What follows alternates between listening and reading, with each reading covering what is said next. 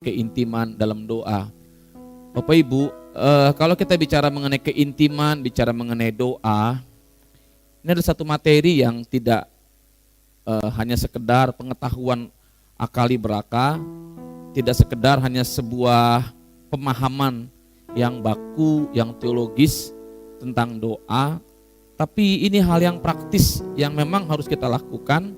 Karena ini merupakan satu panggilan di mana Tuhan mengejar kita dengan hubungan kasih dan kita bisa memulai hubungan tersebut melalui doa. Doa merupakan materi bahasan yang tidak akan pernah habis. Kita dengar, kita dapatkan setiap hari, namun doa juga menjadi satu hal yang paling susah untuk kita lakukan. Kenapa? Karena tadi pagi kita sudah belajar bahwa nature kita adalah dosa, dan di mana ada dosa, keengganan untuk dekat dengan Tuhan itu selalu ada. Di mana ada dosa, doa itu semakin tersisihkan. Dan di mana ada doa, dosa semakin tersisihkan. Ini tidak bisa tidak. Kalau orang mau punya waktu doa, dia harus membereskan hubungan dengan Tuhan, dan saya percaya akan terjadi relasi yang intim. Nah, Bapak Ibu dikasihi Tuhan, malam ini kita akan lihat temanya sama, tapi bahasannya dari sisi yang berbeda. Membangun keintiman melalui doa. Tadi pagi kita sudah bahas secara dari doa Bapa kami, dan malam ini kita membahas dari kitab Ibrani pasal 10 ayat 19 sampai 22. Kalau kita lihat definisi secara umum, doa adalah komunikasi dengan Tuhan. Komunikasi merupakan hal yang sangat penting dalam satu hubungan. Jadi hubungan itu terjalin karena adanya komunikasi. Dan komunikasi itu merupakan unsur yang menempati hal yang sangat penting, karena melalui komunikasi kita bisa bertukar informasi, kita bisa membangun satu hubungan yang lebih dalam lagi. Nah, dalam konteks hubungan dengan Tuhan, kita perlu berkomunikasi dengan Tuhan secara terus-menerus. Saya katakan terus-menerus karena Yesus juga memerintahkan kita berdoa, itu berjaga-jaga dan berdoalah. Itu merupakan satu sikap yang terus-menerus, bukan temporer, bukan sesuatu yang bersifat insidentil, tapi sesuatu yang bersifat terus-menerus. Bercakap-cakaplah dengan Tuhan, dengarkan perkataannya, jawablah dia, dan ungkapkan isi hati serta pemikiran kita kepada Tuhan. Doa merupakan satu komunikasi dengan Tuhan. Komunikasi bukan satu arah, bukan kita menyampaikan banyak hal pada Tuhan, tapi doa merupakan satu komunikasi di mana kita berbicara kepada Tuhan, kita mendengarkan isi hati Tuhan. Tuhan berbicara kepada kita, Tuhan mendengarkan isi hati kita. Goalnya di mana? Goalnya ketika kita berkata iya kepada kehendak Tuhan dan tidak kepada kehendak kita. Di dalam hadirat Tuhan, dalam komunikasi terjadi banyak hal. Nah, seringkali kenapa kita tidak berdoa? Karena kita berpikir doa itu sesuatu yang rumit. Doa sesuatu yang menjemukan, bahkan doa memang menjadi satu kegiatan yang kita tahu itu penting, tapi kita tidak ambil keputusan untuk melakukannya. Kenapa? Karena hari-hari ini mungkin kita belum merasa penting untuk berdoa, karena segalanya masih baik-baik saja. Dan kita berpikir bahwa ketika keadaan baik kita belum perlu berdoa.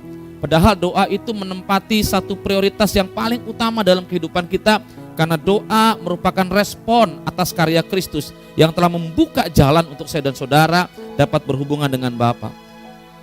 Mesin pencari Google memberikan data terbaru, wabah COVID Corona ini memberikan tingkat religiositas, tingkat kerohanian, tingkat keberagaman orang mencari Tuhan semakin meningkat. Di luar agama-agama tertentu, tapi mesin cari Google itu mendeteksi bahwa pencarian terhadap materi atau hal-hal yang bersifat rohani itu meningkat tajam. Artinya apa? Di tengah keputusasaan orang untuk mencari jawaban atas pandemi yang belum berakhir ini, di tengah ketidakmampuan manusia untuk menemukan virus, maka faktor Tuhan menjadi faktor yang sangat diharapkan. Artinya apa? Inilah manusia, ketika dalam situasi sulit baru mereka cari Tuhan. Ketika suasana dalam keadaan baik-baik, Tuhan tidak terlalu menjadi prioritas utama. Saya percaya Tuhan izinkan pandemi Corona ini bukan sekedar hanya sebuah wabah, tapi sebuah warning bahwa terlalu lama kita meninggalkan Tuhan, terlalu lama kita terjebak dalam sebuah hubungan yang suam-suam, dan Tuhan ingin menjadikan Corona ini sebagai sarana untuk saya dan saudara mencari Dia di dalam keberadaan yang sedang kita hadapi. Nah, Doa merupakan komunikasi dengan Tuhan. Doa merupakan hal-hal di mana kita dapat mendengar Tuhan, di mana kita dapat menyatakan banyak hal kepada Tuhan. Nah, Ibrani pasal 10 ayat 19 sampai 22, firman Tuhan, mari kita lihat sama-sama Bapak Ibu. Ini gereja yang bawa Alkitab, boleh buka. Jadi saudara-saudara, oleh darah Yesus kita sekarang penuh keberanian dapat masuk ke dalam tempat kudus, karena Ia telah membuka jalan yang baru dan yang hidup bagi kita melalui tabir, yaitu dirinya sendiri. Dan kita mempunyai seorang imam besar, yaitu sebagai kepala rumah Allah. Karena itu marilah kita menghadap Allah dengan hati yang tulus ikhlas dan keyakinan iman yang teguh. Oleh karena hati kita telah dibersihkan dari hati nurani yang jahat, dan tubuh kita telah dibasuh dengan darah yang murni. Tadi pagi kita bicara hal-hal yang simple tentang bagaimana kita mulai doa. Kita mengasingkan diri, kita tutup pintu, kita memberikan waktu yang khusus buat Tuhan, tempat yang khusus buat Tuhan. Kita mulai membuka komunikasi dengan Tuhan, kita mulai menyapa Tuhan, dan kita mulai membereskan hal-hal yang menjadi hambatan kita di dalam doa, baik itu dosa, baik itu hal-hal lainnya. Nah, malam hari ini kita melihat dari sisi yang lain tentang komunikasi dengan Tuhan. Berkomunikasi dengan Tuhan di dalam doa merupakan satu anugerah yang Tuhan berikan. Konsep perjanjian lama komunikasi dengan Tuhan terbatas ketika umat ada di bait suci. Konsep perjanjian lama tentang komunikasi dengan Tuhan di dalam doa itu hanya ada dalam bait suci. Ketika umat menghadap Allah dan umat diwakili oleh imam besar untuk mewakilkan apa yang menjadi kerinduan umat, dan Tuhan berbicara kepada imam besar untuk menyatakan kehendaknya kepada imam besar. Semua itu bersifat sangat kaku, semua itu sangat terbatas. Dan melalui Yesus Kristus, sesuatu yang tidak bisa dilakukan Taurat itu sudah dibuka. Tirai terbuka, ruang maha kudus yang selama ini begitu eksklusif untuk imam besar terbuka untuk saya dan saudara.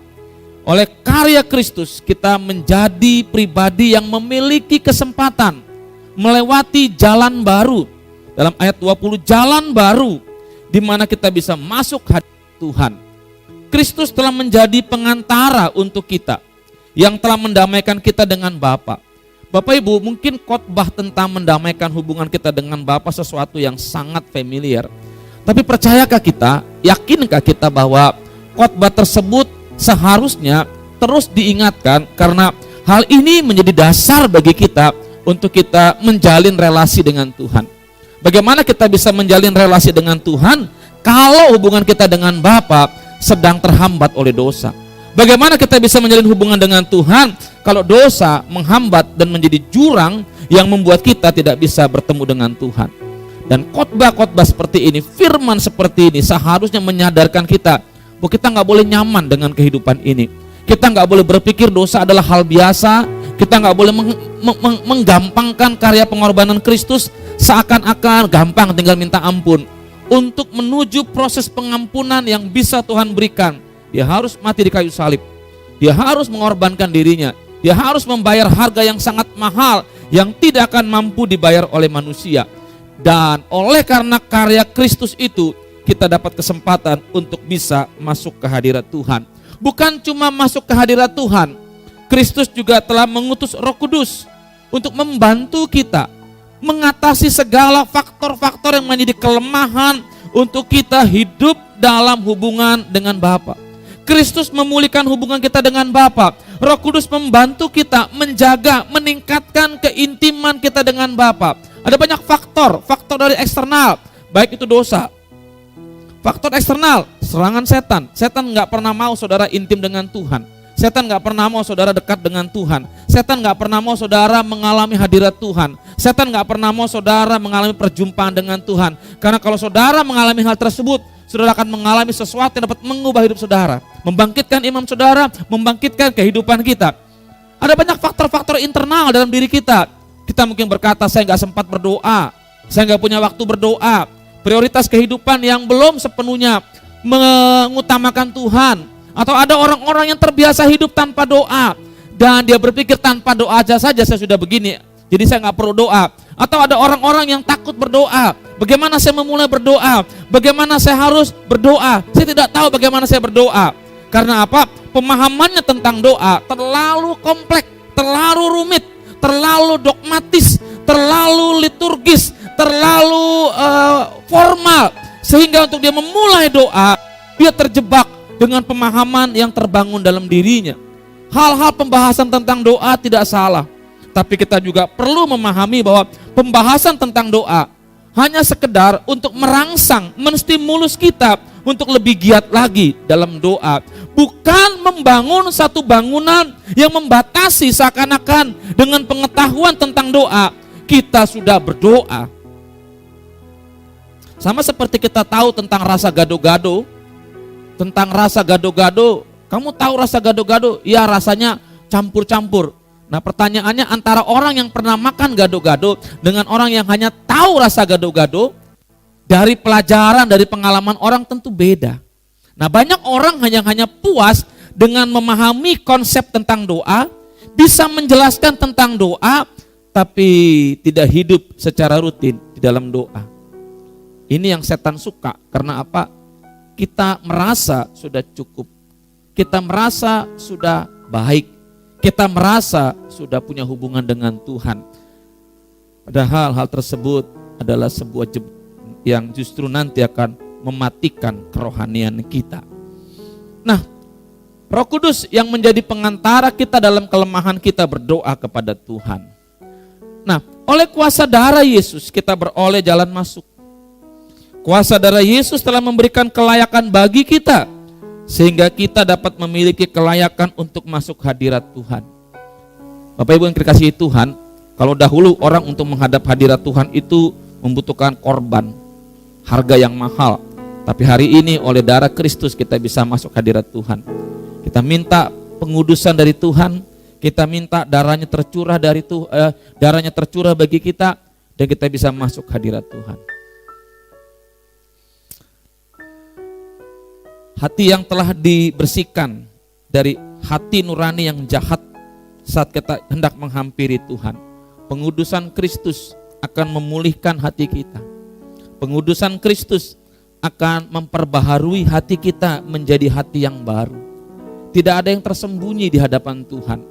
Kalau kita masuk hadirat Tuhan dengan hati yang belum dipulihkan, maka apapun yang kita ucapkan itu seringkali menjadi sebuah kemunafikan. Kalau kita masuk hadirat Tuhan dengan hati yang masih menyimpan banyak kemunafikan, maka kita akan bercermin dengan cermin ilahi, dan suka atau tidak suka kita harus dipulihkan Tuhan. Orang yang masuk hadirat Tuhan, hatinya harus dipulihkan, hatinya harus disucikan oleh darah Kristus. Kemudian orang yang masuk hadirat Tuhan, tubuhnya dibasuh dengan air yang murni. Ini bicara tentang satu upacara di bait suci. Air merupakan bagian dari ritual pembasuhan yang tidak boleh tidak harus dilakukan oleh para imam yang melayani, sehingga disediakan berisi air di halaman bait suci. Dalam arti kiasan sesuai dengan konteks Ibrani 10 ayat 22, tubuh dibasuh dengan air yang murni. Ini bicara pengudusan yang total.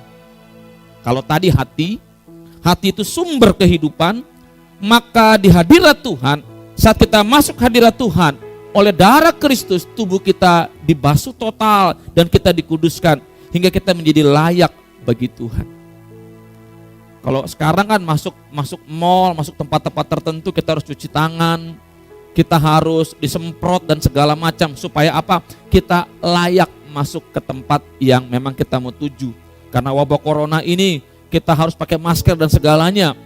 Bapak Ibu, masuk hadirat Tuhan juga gak bisa sembarangan sebetulnya. Memang Tuhan menyediakan pintu yang terbuka, tapi hanya bisa dilalui oleh darah Kristus. Hanya bisa dilalui, kita melaluinya di dalam Kristus Yesus. Kita bisa melaluinya dalam kuasa darah Kristus. Sebab itu saat kita masuk hadirat Tuhan, kita minta pengudusan dari Dia lebih dahulu. Kita minta agar Tuhan memberikan kelayakan buat saya dan saudara untuk dapat masuk lebih dalam lagi, berjumpa dengan Tuhan muka dengan muka. Memang ada banyak orang juga yang tidak mau berdoa karena takut dosa-dosanya dibereskan.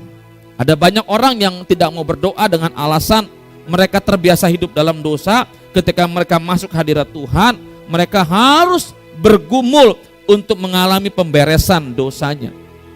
Tapi percayalah Bapak Ibu, ketika engkau masuk hadirat Tuhan, engkau dibereskan oleh Tuhan, engkau disucikan, engkau dipulihkan, engkau diampuni, engkau dilayakan.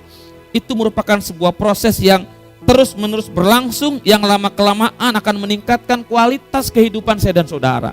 Meningkatkan kualitas keintiman kita dengan Tuhan.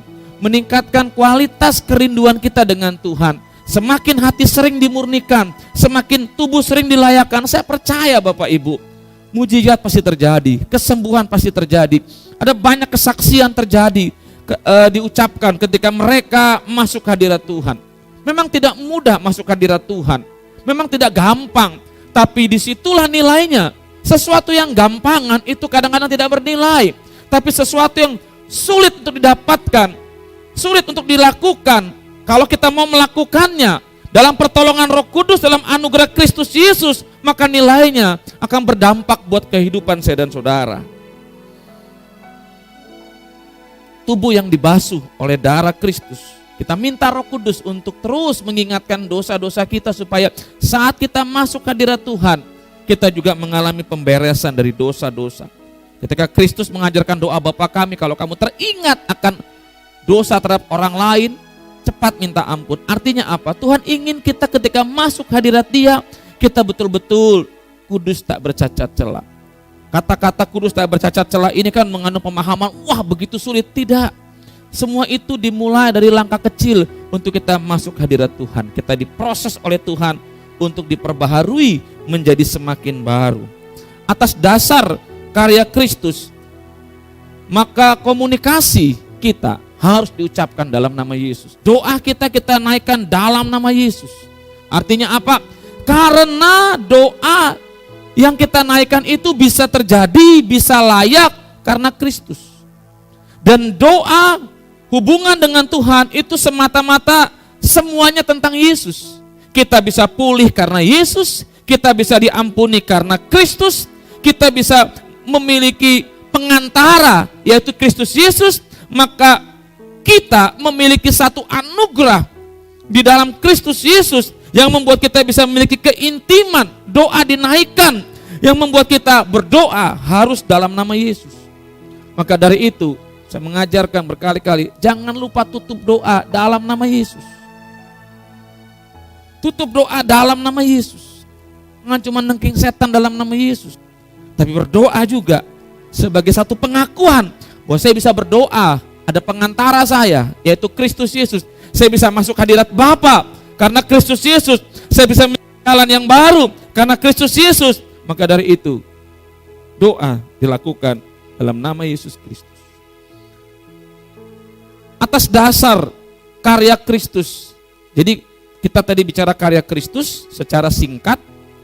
Maka komunikasi kita dengan Tuhan, karena kita bicara komunikasi di dalam hadirat Tuhan, doa itu kan komunikasi, maka dengan kata lain, saat kita masuk hadirat Tuhan kan kadang-kadang orang bingung mau ngomong apa. Seringkali saya ketemu beberapa orang, gimana om doa itu 10 menit aja kita sudah kehabisan kata-kata. Gimana om doa itu 5 menit aja udah bosan, membosankan. Ya karena ketika engkau berdoa, engkau sedang menyalipkan dagingmu. Kau menyalipkan dagingmu. Daging yang selama ini kita hidupi, kita beri kenikmatan, kita beri kesenangan, kita ikuti maunya. Tiba-tiba kita masuk dalam satu ruangan, kita betul-betul terpaku di hadapan tahta Tuhan yang Maha Kudus, dan daging ini berontak. Tiba-tiba pikiran yang selama ini liar dengan segala macam kemauan yang kita ikuti dan mengatur, mengontrol kita, tiba-tiba keluar semuanya, seakan-akan itu lebih penting daripada Tuhan. Saya punya tips Bapak Ibu, dan ini saya dapatkan ketika saya doa di Bukit Doa Ungaran. 2 jam pertama saya berdoa itu setengah mati, bagaimana saya harus fokus sama Tuhan. Semua tiba-tiba keluar.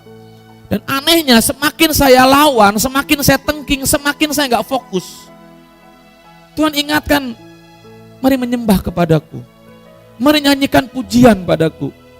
Kan kalau ada pikiran ini, kasih fokus saya tengking, ada ini saya tengking. Lama-lama saya nggak doa, saya fokus menengking semua program-program dalam otak yang selama ini mengontrol pikiranku. Dan ketika saya mulai menyembah Tuhan, ketika saya mulai memuji Tuhan, ketika saya nyanyi di hadapan Tuhan, maka hadirat Allah turun dan semua program itu tiba-tiba berhenti. Dan ketika semua program itu berhenti, penguasaan Allah atas diriku itu begitu nyata dan saya bisa menikmati hadirat Allah. Saya lebih kuat menghadapi godaan-godaan karena Tuhan sudah mematikan, men-shut down semua pemikiran yang selama ini mendominasi saya. Ada banyak orang berpikir, gimana saya berdoa om, pikiran saya ngelang. Karena kau tidak pernah mau berusaha untuk mengatasi itu semua. Tidak ada alasan buat kita untuk berkata tidak bisa, karena Kristus sudah membayar harga untuk jalan kita berjumpa dengan Allah. Dan Roh Kudus diberikan membantu kita dalam doa.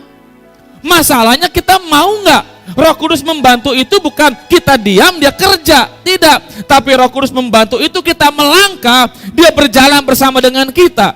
Dia tidak ingin kita menjadi penonton. Dia ingin kita bergerak, kita membantu. Dia membantu kita dalam kelemahan kita. Kalau engkau nggak pernah masuk hadirat Tuhan, kau nggak pernah merasakan bagaimana Roh Kudus menolongmu untuk bertahan di hadirat Tuhan.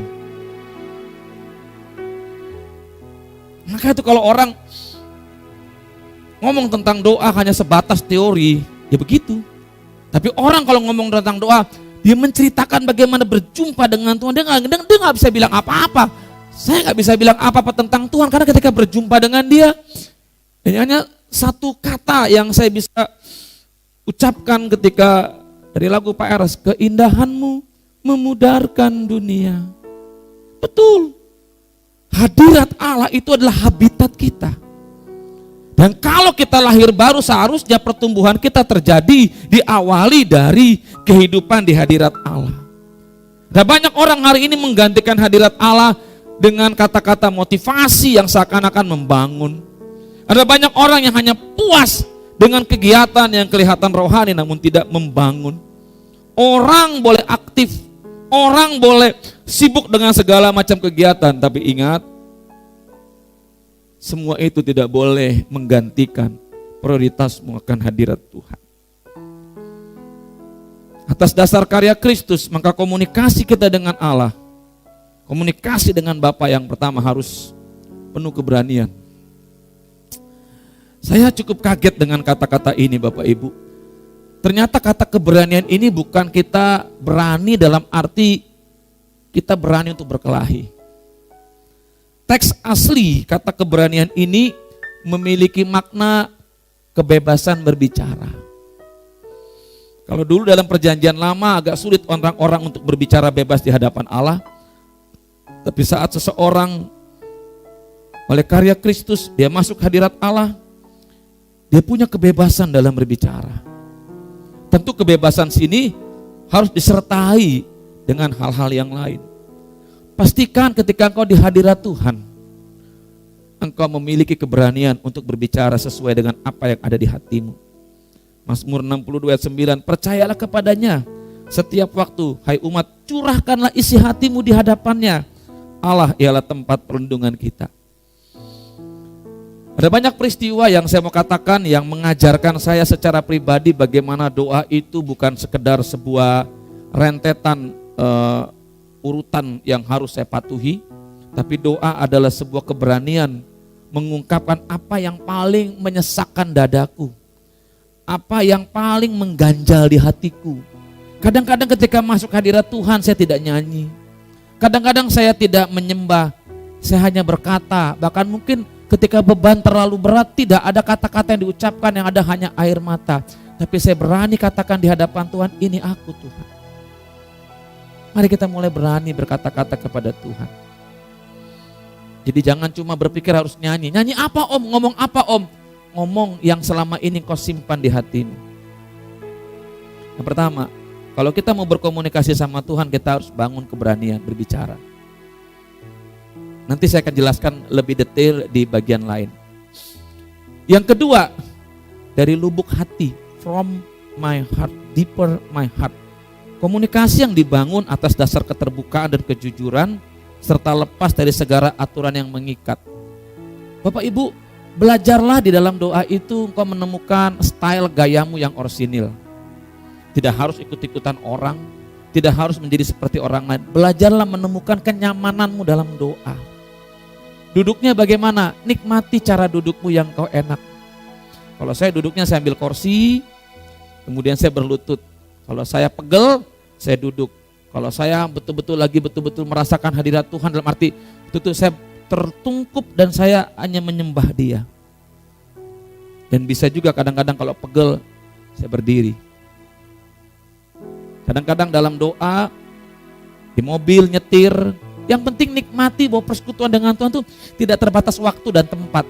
Di mana kita bisa berkomunikasi dengan Allah, kita membangun, yang penting keluar dari hati.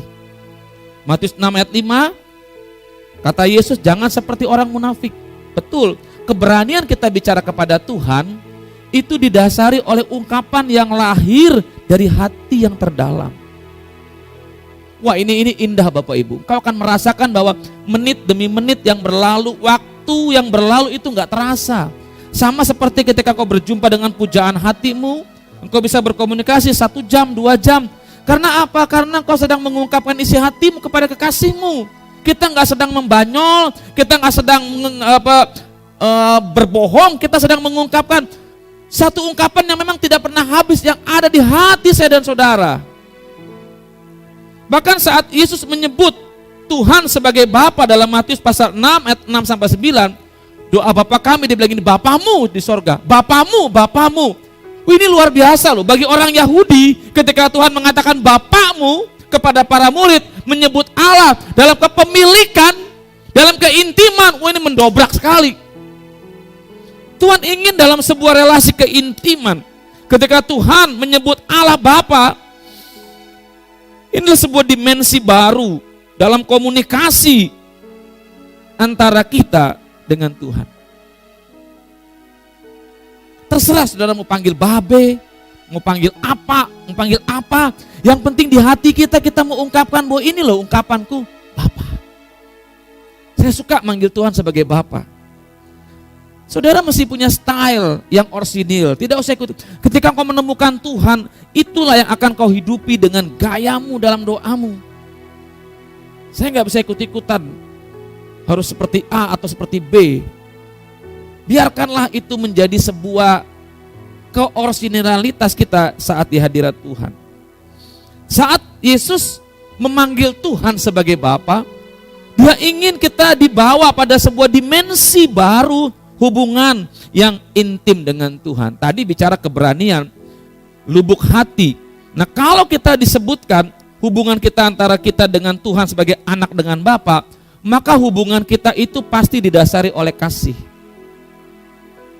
Kalau didasari oleh kasih, maka kita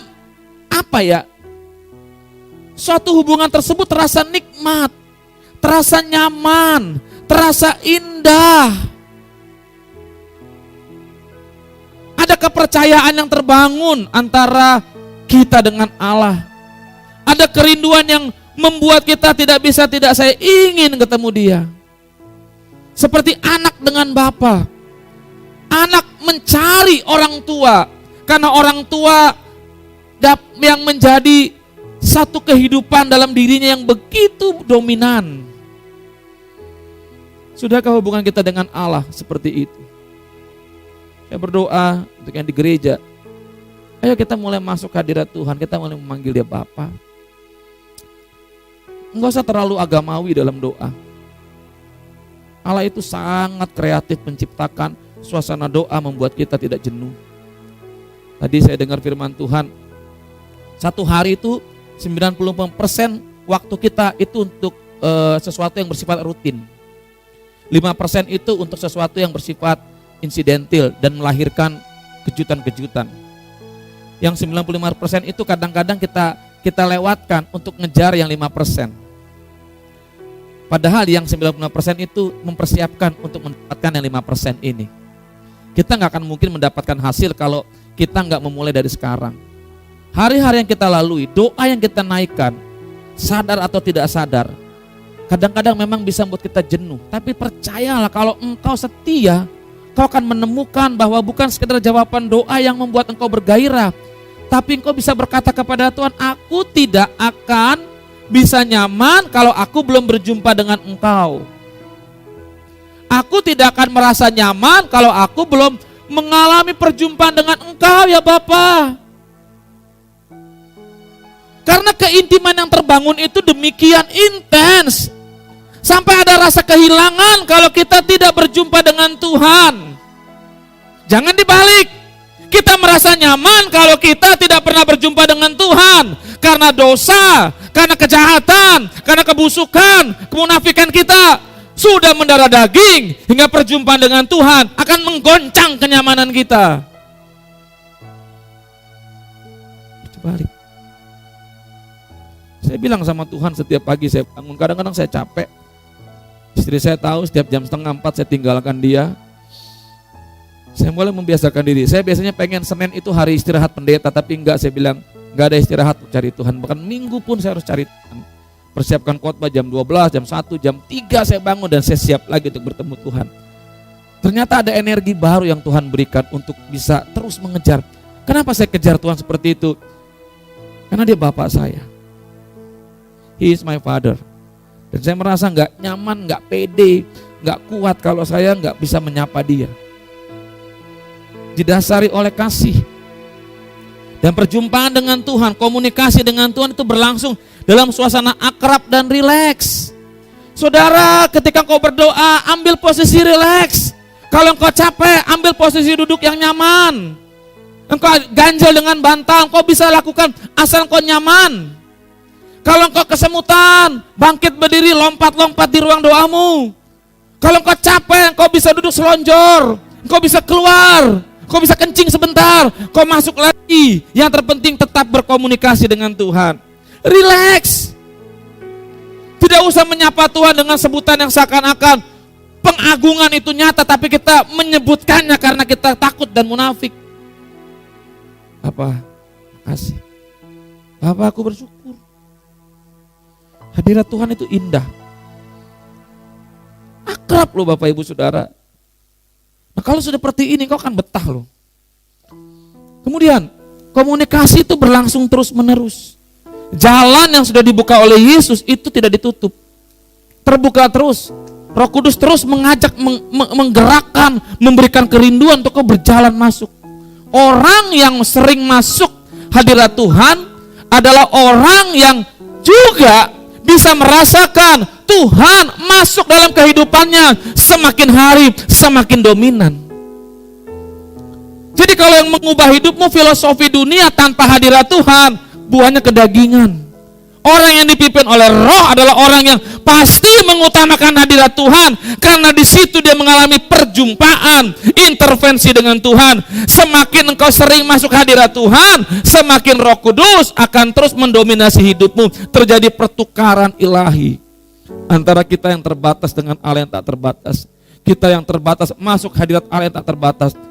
Hadirat Allah yang tak terbatas masuk ke dalam diri kita yang tak terbatas. Dan hadirat Allah ini akan membantu kita untuk menjadikan kita seperti Kristus. Kita juga harus yakin dan teguh. Orang yang sering berdoa, itu kualitas imannya beda. Beda. Dan kalaupun dia percaya bukan dibangun karena perasaan, tapi dibangun karena pengenalan akan Tuhan. Ibrani 10 ayat 35 sampai 39 dikatakan bahwa jangan lepaskan kepercayaanmu. Apa yang sudah kita bangun hari ini dalam sebuah keintiman dengan Tuhan, setan pasti gak suka. Akan banyak cara setan untuk membuat saya dan saudara terpisah dari Tuhan. Tapi percayalah, Roh Kudus akan membantu saya dan saudara untuk terus bertahan. Meskipun penderitaan, meskipun tantangan, meskipun pergumulan, meskipun kemustahilan, meskipun serangan demi serangan, meskipun doamu seperti tak terjawab, tapi kalau kau bertahan di hadirat Tuhan, kau mendapatkan pribadi Tuhan semakin nyata, lebih daripada apa yang kau pikirkan. Orang yang kalau berdoanya hanya minta dan minta tentang kebutuhannya, dia gak mendapatkan Tuhan.